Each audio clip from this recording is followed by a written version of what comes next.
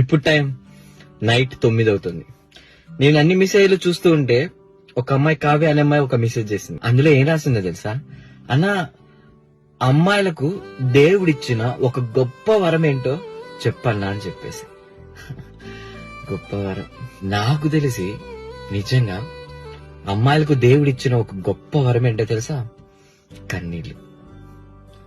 ఎందుకంటే ఒక అమ్మాయి మాత్రమే తనకి ఎన్ని బాధలు వచ్చినా, ఎన్ని కష్టాలు వచ్చినా, తను ఎన్ని ఫేస్ చేసినా కూడా అవన్నీ మనసులోనే దాచుకొని పైకి మాత్రం అందరి ముందర రాని నవ్వును కూడా తన ముఖంలో చూపిస్తూ ఇలా అని చెప్పేసి నవ్వుతూ అందరి ముందర కనిపిస్తుంది అనే ఒక గొప్ప నమ్మకంతో. నిజంగా ఒక అమ్మాయి నవ్వు వెనక ఎన్నో అంటే ఎన్నో నిద్రపోకుండా ఏడ్చిన రాత్రులు ఎన్నో ఉంటాయి, లెక్క పెట్టుకోలేనన్ని.